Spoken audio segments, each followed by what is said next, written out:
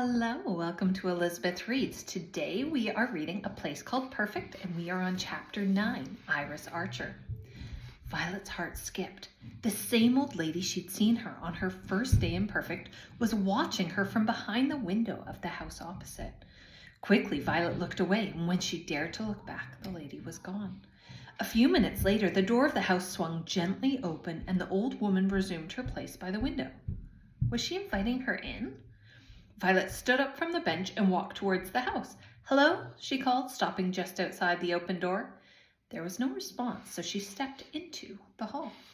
The interior was almost perfect, but just like the outside, there was something slightly off. The floor was a little wonky and creaked underfoot.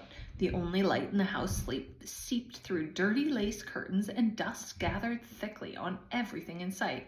It was like the place had never been polished, which was odd as dusting was almost an Olympic sport in Perfect. A door off the hallway was partially open into a room on the left. "Hello," Violet called as she peered round it. The old lady was sitting in her spot by the window, a shadow cast across half her body.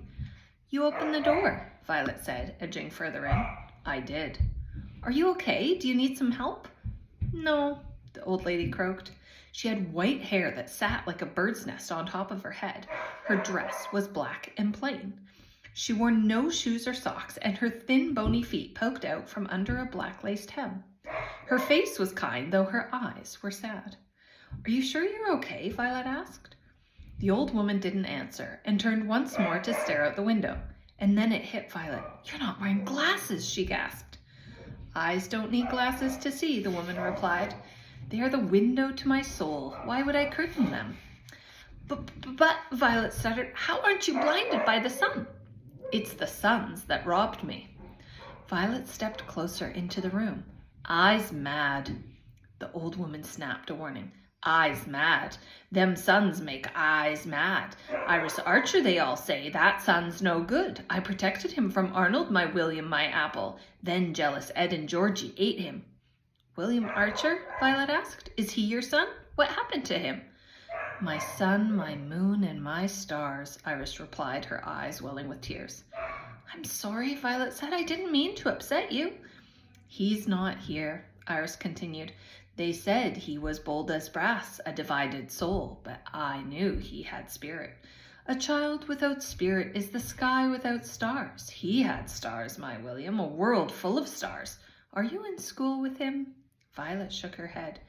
No, I don't think so. I'm new in school. My dad works for George and Edward, though. They must be your sons, too?" "George and Edward. Edward and George?" They took the light from my eyes. "They've a streak like their father. Everything in order. There must be order." Violet stepped back towards the hallway.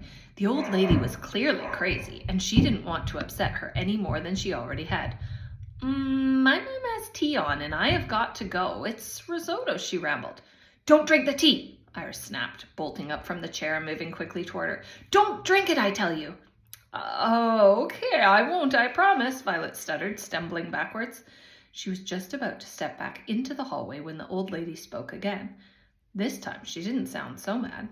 "You remind me of him, Violet. You remind me of my William. There's spirit inside you, too. Keep it close." "You know my name?" "The boy told me. He's watching out for your spirit. You've connected with his soul." "Which boy?" Violet hadn't met any boys in Perfect except for the ones in her class, and they definitely weren't looking out for her. Iris didn't answer. She had slipped back into her own world. Violet asked once more, and when she got no reply, walked from the house into the sunshine and headed reluctantly back towards home. That's the end of chapter 9. I'm sorry for all the crazy noises around here. I'll see you next time. Bye-bye.